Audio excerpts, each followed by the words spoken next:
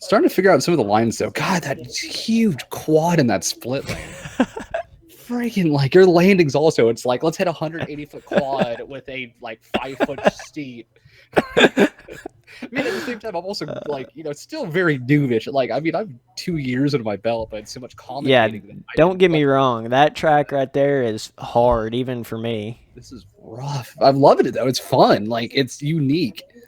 Yeah, that was one thing about it. I did end up making some unique sections on it for some reason. I don't really know how I did that, but I'm going to try to make some easier ones here pretty soon. So I like to think I've improved somewhat on my track building, but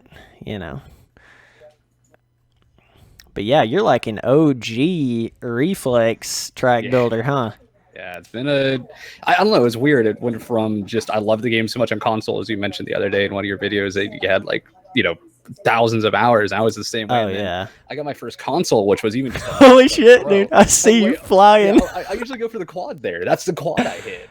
Nah, I don't hit a quad right there. I don't know what quad you're going for. It's right here. Watch here. Let's go back. Here, I'll show you. This is the landing of a quad. Huh. I hit it twice. See, I haven't rode on this track very much since I've gotten better at the game, so I have no idea. I'm coming over here on the right side. Let me see if I can. Yeah, go outside, and then you go like, oh, yeah, that turn. And then you go in, and you go, oh, I messed up. You go table on. Yeah. Double. Uh-huh. Quad. Holy ass fuck. Yeah. What's up, my dudes? I got a very special guest, the one and only, the legendary, the fill-in Ralph Shaheen, Mr. Motoagogo. What's up, dog? Hey, how you doing? Good to be here. Appreciate you having me. Yeah, don't get too nervous, man. It's just the Spencer Turley podcast. And I said loop it out right next to you. Loop it out. But that's good. That's fine. That's how we usually start a video, right? Yeah. Hey, man, there's nothing off limits on my channel. We can talk about spaceships, aliens, whatever the hell you want to. So let's get in here. Oh, man. Oh, as we say that, I'm trying to quad into that section. Yeah, I just got a huck from hell over that little table on-off. It's got that little bit of roughness on it. Well, let's talk about this track, I guess, first really quick. You mentioned that we're going back to one of your earliest tracks, so let's give a run. Yeah, this is old school. These jumps are cheesy, dude. Cheesy. I'm crashing everywhere. Oh, I'm right behind you. Oh. Whew, that landing was so steep. Motor air. It's funny too because we're talking about this as we're going in. The whole pro and am mentality on a track. It's just I'm sitting here and let's just huck everything at fifth wide, make it happen. You're sitting here like, well, I gotta ease a little bit more and let the shifts happen. It's like, nope, I'm just going. Yeah, it's gonna work. Oh yeah, and by the way, I will obviously be leaving a link to Dude's channel in the description, so definitely go check him out. But yeah, that's kind of what this video is all about. Like, oh yeah, did you just run into me? Oops. Yeah, I blinked for a second there. I didn't even see it. It's mostly a whoop section area. It's getting me ready for arena cross. It's coming up soon, so that kind of works out. Yeah, that is one narrow section right there, dude. My God. Yeah, I always miss the turn there. I go the wrong way in this section right here. I always miss that turn. But here's that section where it's like triple. Oh god. Let's go 180 twitch whip off that. No big. But yeah, I've died plenty of times. I love the track, even though it's so steep and peaky of landing stuff. I don't know. It's unique and fun. I find it pretty entertaining to goon on constantly as I am right now. Yeah, this track right here is definitely the beginner Spencer Turley stage for sure, though. Let me see if I can hit this crazy ass rhythm section. No, case in the quad. Triple quad 5. Yeah. It's damn near like my 250 jump though after the finish line. That's the real kicker. Yeah, this is kind of like my Lunar Oasis rhythm section. Yes, it is tough right here. But yeah, that's kind of what this whole video is meant to be somewhat about, is the AM versus pro talk and just, having a little bit of differences of what you do and stuff like that at the different stages. Because, I mean, there's a lot of people with MX Simulator that are straight up beginners or they're just getting into amateur levels. So it's good to get, like, all different angles of it. Or you're like me and you just think you're better than you are. So yeah, it's like, oh yeah, I'm gonna make it into this AM race, no problem. And the race comes in, it's like, well, we got 40 seconds in qualifying. I'm like, you saw me lawn dart. Yeah. Meanwhile, you just fucking shoot way off the track. You're wide open off that. Still was a bit too much.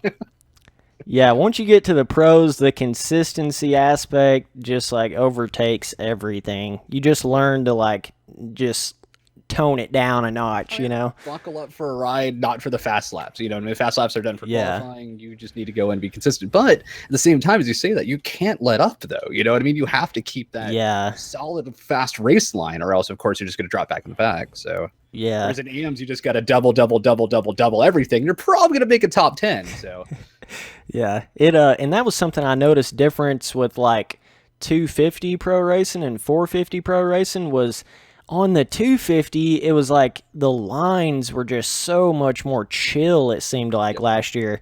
And when you get on a 450 you're going to have to quad something or an equivalent of a quad somewhere in the pro ranks. So it's just the risk factor goes up tenfold once you get to the pro level, and then trying to keep it consistent at that point is pretty difficult.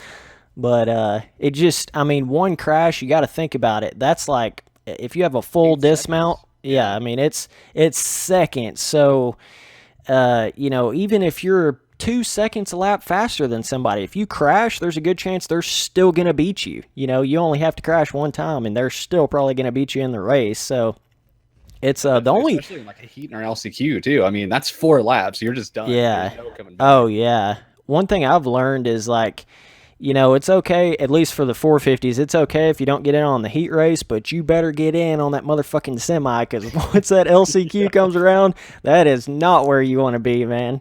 And I'm kind of happy with RF allowing a bit more bar bigging in LCQ. You know what I mean? Like, no blatant takeouts, which I mean, it's going to happen. I mean, look at real life racing. Look at Freezy. I mean, look at people like Alessi even over the years. Like, we've a Barsha, especially if we want to talk about bar bigging. Like, all that stuff is kind of okay as long as, it's just rivalries are going to happen. It's going to become an issue on the track. But, of course, it's something totally blatant, then you might get banned for a night or whatever. But, I'm happy they allow it a little bit more in the LCQ.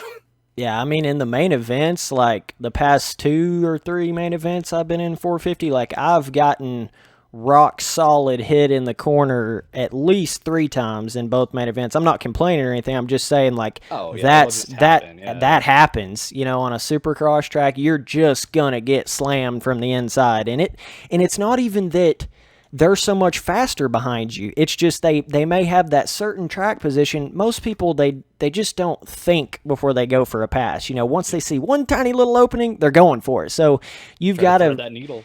Yeah, you've got to be not only fast and consistent in your own right, but you got to be prepared for when other people get crazy and hit you. You've got to try to keep your consistency even with all those other elements. So yeah, don't worry if you're crashing, dude. I'm wadding it up too. It's all about min-maxing. You know what I mean? Minimize the mistakes, max out your performance, and just it's pretty much as I always say too. Your seasons will always be won by your worst races. Like, you do the best you can on your bad nights, and if you can make up for mistakes, then it's gonna make up your championship. But a lot of people focus so much on one night that it ruins an entire championship. Yeah, that's something recently I've been really paying attention to is thumb pump is real, dog. People don't realize it, and it's totally different riding in like 03 or just doing a little 6-lap race or something like that. But when you're in a 20 or 15 lap or minutes or whatever main event, it's just, and you're pushing it to your limit the whole time, and you have that like pressure on you. I'm telling you, it builds up this hand cramp that it's hard to even control the bike. It's identical to arm pump. I know that sounds absolutely retarded, but it really is. Like, and that's something I've noticed. If you do not play this game at least every single night, you're gonna get some level of thumb pump. It's just gonna happen. Like, and then therefore you're at that sort of disadvantage, not even a skill disadvantage, but just a physical, your hands are cramping, that kind of disadvantage. And that's where like some people coming from reflex or maybe some beginners, they may just not even realize that. But it's just, you literally have to play this game every single day to keep that sort of physical fitness for it. I know it sounds retarded talking about a video game, but it's so true, dude, because it gets to that level and it's just everybody's wide open as much as they can the whole time, and everybody's putting all these laps in, and it just gets crazy, man. You got to have the dedication at that point for sure. Yeah, I totally agree with that. Actually, I just had one of those where just every once in a while, and no matter who you are, pro am whatever, I just had to take a little bit of a breather away from sim. I was like putting much time into it and getting frustrated with results I can't do. And so I took like a 3-week break. Coming back from simple as 3 weeks was the most rough experience I've had in a game in a long time. Like you go to like games like, I mean, especially games like iRacing or anything simulated wise, it actually has a learning curve. You take that break, you really come back feeling like you've never played the game before. And yeah. Oh, yeah. Definitely a humbling experience to go back. And then I have friends that were playing the whole time that now come in and they're like, oh, hey, by the way, remember you had that 1 minute lap? I ran a 58.2 the other day. And I'm just like, what? Like, how are you guys advancing so much? And I'm now back to, C class again. So it's rough in this game. But lately I've been trying to put in, as you said, like an hour a day at least just to stay warmed up with it. But yeah, still definitely. haven't hit that next level yet. Working on it though. Yeah, it's man, I went through a couple of stages exactly like that where I would go weeks without playing and then come back and it's just like you're on a different planet or something. You forgot everything. I mean, it doesn't take you that long to get back into it, but you have to stay sharp. Yeah, it's not just pick up and play anymore. No, you have to. I think a lot of people may not realize that, but like the consistent playing is what actually gets you good, not just, hey, let me play this 5 days in a row and then not play it for 5 days. That's probably not going to get you anywhere. Yeah. The consistency is what builds that muscle memory, man. For sure. As we were talking about earlier, that we're both the type of people that we don't change our setups like at all. We're in the same setup week after week after week, and then perfect that setup so we know exactly how it's going to ride on, even if it's that's a big deal. Matter. Yeah, exactly your advanced mixed with your suspension is pretty much your muscle memory in the game.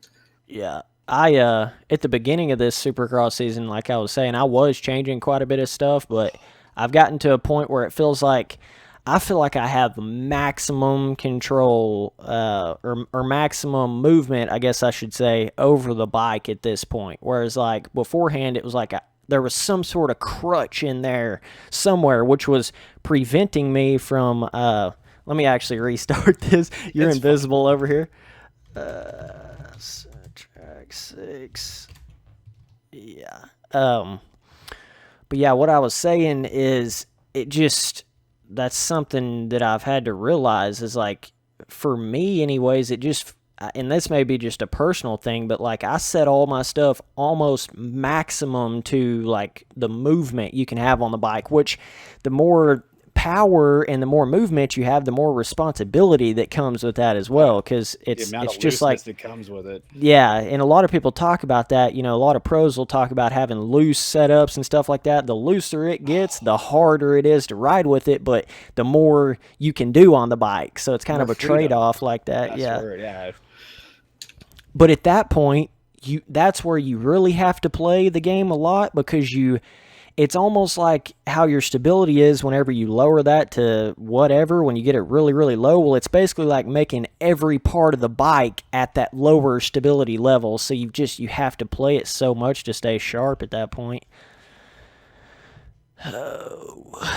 But I mean, there's a lot of people in this game that just chill, play it, don't have any ambitions to go pro or anything like that, and I have no problem whatsoever if people, think like that. Have fun with it, you know what I mean? Yeah. If it becomes stressful or it becomes, I mean, it's funny me saying that because many of you guys that know me has seen a rage stream or just know about like how much agitated I get at this game, but it's just only because I just look at it more to the competitive side and not the fun side. And that's, it's a bad thing to do, honestly. I recommend nobody to do that because it ruins the game a lot of nights for me. I'll be sitting here playing for 20 minutes. I go down 3 laps in a row. I'm like, you know what? I'm done. I just don't want to play anymore tonight. Where other people, it's like, oh, just have fun and ride the track. And I'm like, it's not fun when you're qualifying. Yeah, I'll say something right now. The skill gap in this game, if you want to get good, the fun factor is kind of over. I know it sounds so bad, but it's fun to do good, though. That's where you get your fun factor. Your results. It's no longer just playing the game because you play it so much. It's your actual results and the good feeling of that. That's kind of, I think, what it would be similar to do heroin or some shit like that. Like, when you do good in this game, it's crazy. It's just like doing good in real life because the work you've had to put in is just unreal. Yeah. Exactly. And I think that's what keeps this game going so strong, is just and I have talked about this in one of my videos that hasn't come out yet, but how there's always sort of a limit there, no matter how many people get there, no matter how fast they get, there's always sort of this like speed versus consistency. And that's how it is in real life too, with Dungy and stuff, and then you seeing Roxon crashing the way he did. So it's very easy to get in that mindset of thinking, oh my gosh, these people are just getting better and better and better, and they've been playing forever. But you can't think like that. You've got to think like, well, there's always going to be sort of that limit, that edge there. So, and the consistency aspect, like I'm saying, it's so much more important to be consistent than it is about your actual raw speed level. So then sometimes you have the fluke like Tyson that somehow, some way will come from dead last in a race and almost win. Yeah. You know what I mean? Just pure speed, but you have to have the consistency to be that fast every lap to keep. Yeah, it up, I mean, you know what I mean? yeah, That's I mean, what's crazy about it.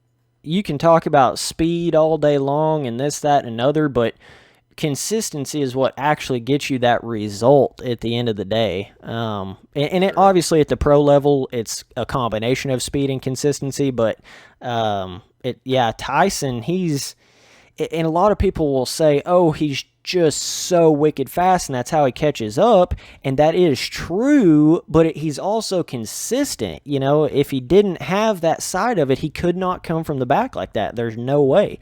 There's just no way. Talk about too is his ability to get through traffic. That's a big deal in the game. Yeah, I mean, especially in the AM class. Like, here's the thing: a lot of people, for anybody that went out there and watched me, or even saw the heats from when I raced Oakland, I had a top 3 race the entire heat. Which, I mean, everybody's like, "Oh, top 3, whatever." No, just to me, that was one of my best rides, and I was doing well. And then I had somebody go backwards in the whoops from a different lane coming out of the quad, and took me to 5th. And I'm like, "All right, no big. Top 9, make it in, no big." And then I get killed all the way to 11th by the final turn in the final whoop section, somehow come back to 8th, and then in the main, I'm just destroyed every lap for people that just can't hold a line. And that's the one thing that is, I was just saying, like, you just got to learn traffic. That's one big thing, us AMs, that, we always complain about, especially me being killed, but it's just, I don't know, like, it's one thing I really need to learn, and that's one thing that he definitely has down compared to a lot of people. And Hunter Root, the same way. He can clean through traffic, no big, and it's just, I just don't see how they do it. Having that patience aspect and being able to tone your own skill level down when you need to. Some people, they have a certain skill level, and it doesn't matter if there's 500 people right in front of them. They're going to ride at their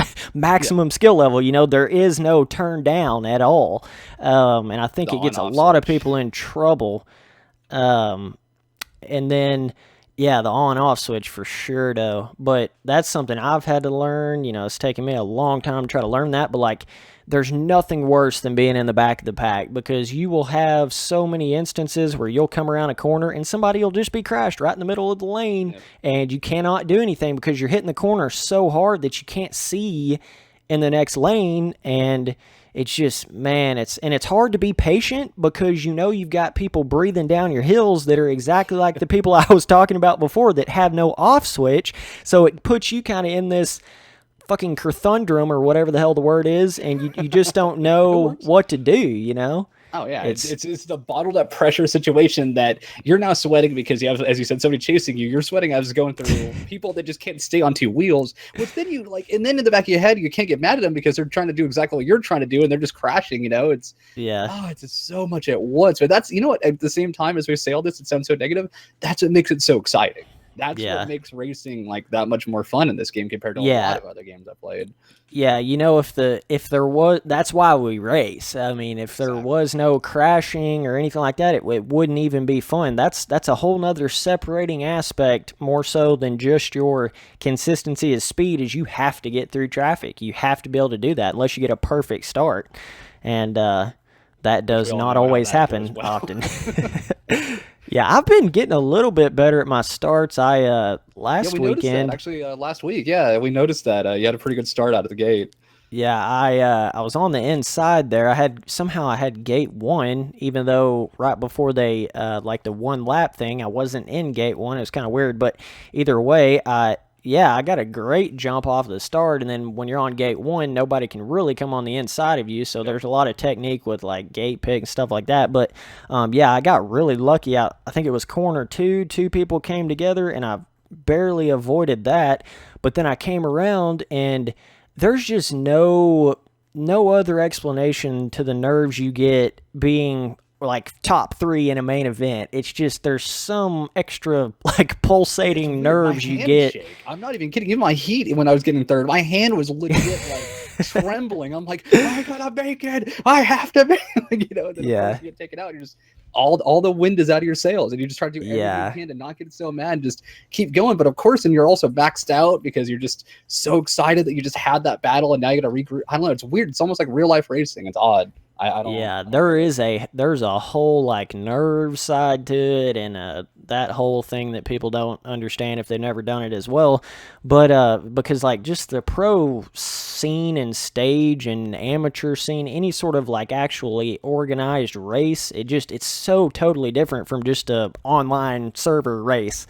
I don't know. They just have a different feel to them for some reason. But yeah, I was coming out of that corner number 2, and there was a guy right to the right of me. We both tripled in, and he was kind of angling over towards me a little bit, and I didn't really know where he was going to jump and land. And I don't know if this is probably a combination of my nerves and me trying not to land on him, but I shot off to the left coming off the second triple and landed right in the tough blocks on the edge of the track, and it just instantly killed my front end. So then that was like a second place start right there. I could see first place right in front of me, which, it just, and I also had another good start in a different main event this year and crashed in the whoops. I was right behind Haskell, I think.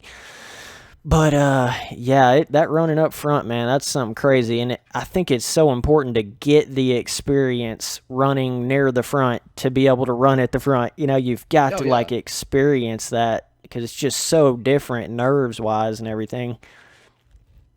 Yeah, definitely. It's like they always say too. It's like, even if you get dead last, even if you have a bad race, finish your race as much as you can, because the only way to get race experience is by actually racing. And even if you're doing bad, you're still learning what you're doing wrong. And that's become my biggest thing. I'm bad about leaving like 5 laps till, because in the back of my head too, I just don't want to ruin anybody else's race. You know what I mean? If I'm having such a bad ride going down, I don't want to be that guy. They'd be like, oh, he's coming around the lapper and he just killed the leader. I don't want to be that guy. So there's a lot of times. I agree. I have friends always pounding me like, Moto, stop. Like, you need to finish a race. Like, you need to get the experience. And that's one thing I would actually recommend to people as well. If you're an AM like me. I've